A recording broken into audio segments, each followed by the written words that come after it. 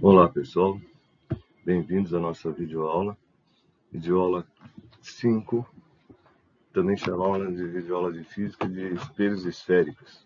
Eu sou o professor Eduardo, vocês já me conhecem, vamos em frente. Muito bem, essa aula é sobre espelhos esféricos. O espelho esférico é um tipo de espelho que é como se fosse recortado de uma calota esférica. Calota esférica, como vocês estão vendo no desenho, é um recorte, é aquela parte que sobra quando você recorta uma esfera. E se faz alguma diferença para formação de imagens? Ah, sim, faz toda a diferença. Como o espelho é curvo, as características das imagens são diferentes. E a gente vai ver isso nos próximos slides, tá? Em primeiro lugar, a gente vai conhecer o tipo de espelho. São dois tipos: o espelho convexo, que é espelhado por fora, estão vendo aqui, ó, como espelhado por fora da calota, e o espelho côncavo, desse tipo aqui, espelhado por dentro da calota. Vocês estão vendo? A parte espelhada é por dentro. Bom, isso é assim. Você já deve conhecer esse tipo de espelho, vocês já devem ter visto. Isso, aquele espelho que tem no ônibus, no estacionamento, que deixa as coisas menores e aumenta o campo de visão, que é o espelho convexo. E existe aquele outro espelho que você vê nas óticas quando vai tentar fazer óculos. Você tem um espelho lá que aumenta o rosto, deixa maior, mais fácil de ver o óculos, né? Isso, esse é o espelho que a gente vê nas óticas. Vamos conhecer primeiro o espelho esférico convexo e como é a representação geométrica dele. Então, o espelho convexo ele é representado assim. Então, só para entender, geralmente esses risquinhos aparecem da parte de dentro do espelho, aquela que não é espelhada.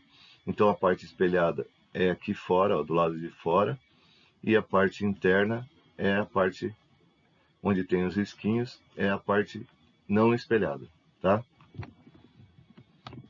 Essa linha é chamada de eixo de simetria. Eixo de simetria é um lugar onde a esfera seria cortada exatamente do centro da esfera. No nosso caso, é o centro do espelho.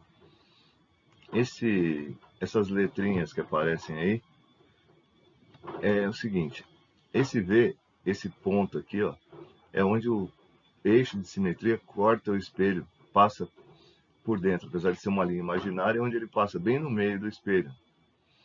Essa letra C é o centro, ou seja, é a distância entre o meio da esfera e o espelho. Seria o raio aqui. E a letra F é a distância, metade dessa distância aqui, ó. Entre o centro e o vértice, o foco F é a metade da distância. Está explicado aqui embaixo.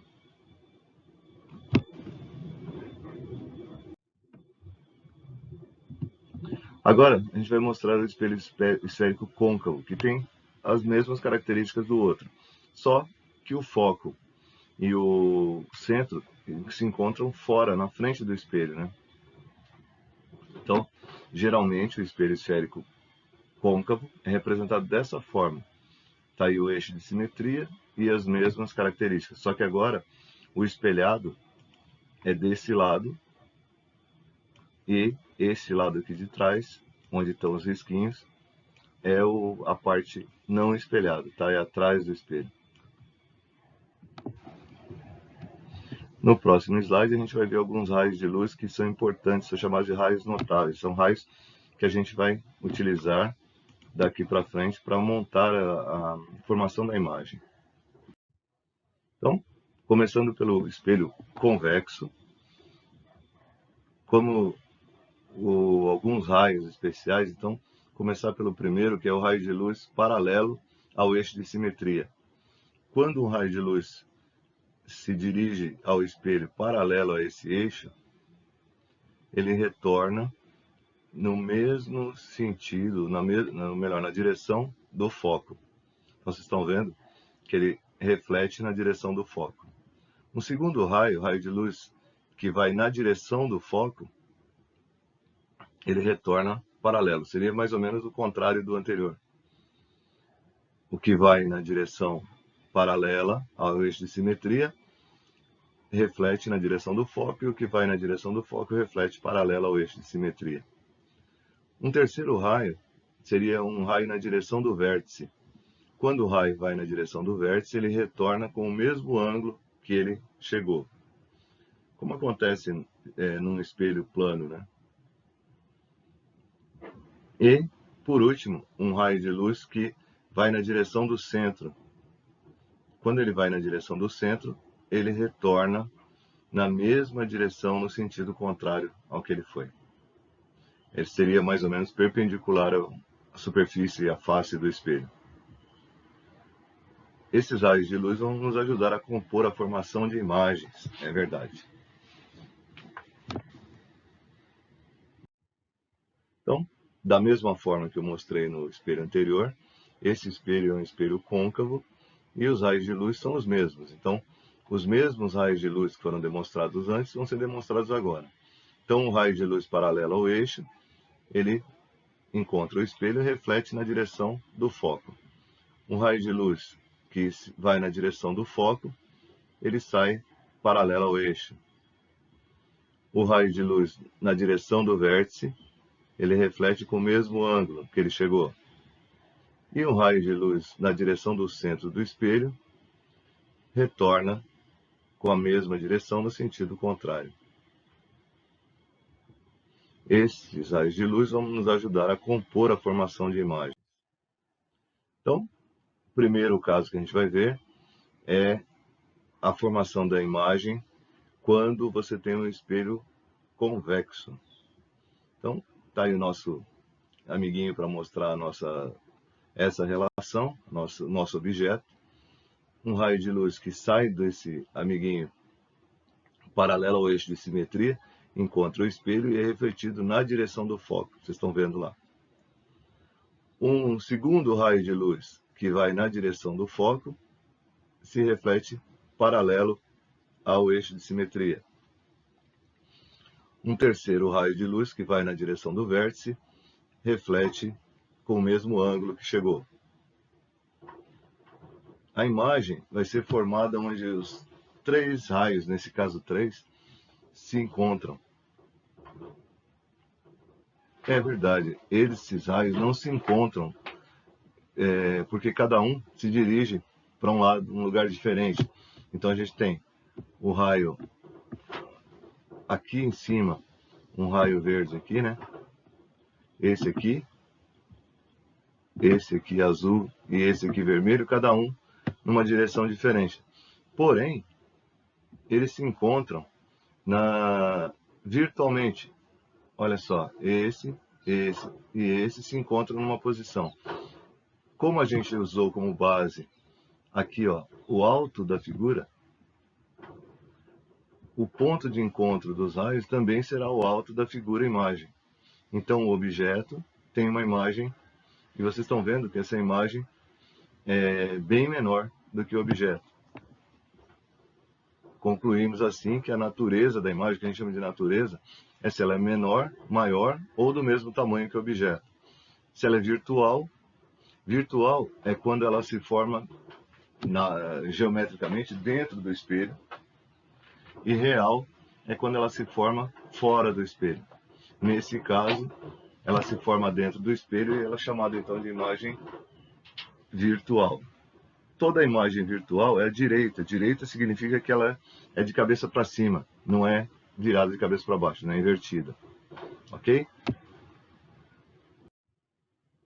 Agora, a gente vai ver alguns casos do que acontece com um espelho côncavo.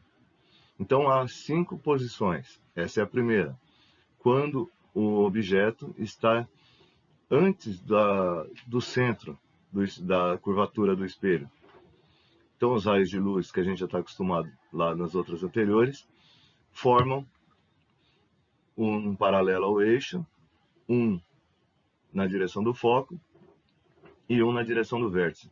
Vocês vão ver que o raio de luz que sai aqui, ó, do ponto mais alto do objeto, se encontram aqui no ponto sobre o eixo de simetria, formando uma imagem invertida, de cabeça para baixo. A posição da imagem revela para a gente que ela é menor, dá para perceber que ela é um pouco menor do que o tamanho do objeto. Ela é real, porque ela está do lado do mesmo que o objeto, e é invertida, de cabeça para baixo. Quando o objeto está sobre o centro, a imagem formada é uma imagem também real, também invertida, porém do mesmo tamanho que o objeto. É uma posição onde a imagem é do mesmo tamanho. E agora a gente vai ver mais outros casos. O terceiro caso, quando o objeto está entre o foco e o centro. Então está lá, os mesmos raios de luz formando uma imagem. Então dá para perceber que a imagem continua real, continua invertida, e agora ela é maior que o objeto. Podem ver que a imagem é maior. No caso seguinte, o meu objeto está sobre o foco. Então a minha imagem vai ser, vou dizer assim, que ela fica desfocada. A imagem é chamada de imprópria. Ela é desfocada, porque os raios de luz, eles saem paralelos, tanto de um lado quanto do outro, quer dizer, tanto do lado real como seria do virtual, eles não se encontram. Logo, a imagem é chamada de imprópria. E, por fim, veremos o último caso, quando o objeto está entre o vértice e o foco. Os mesmos raios.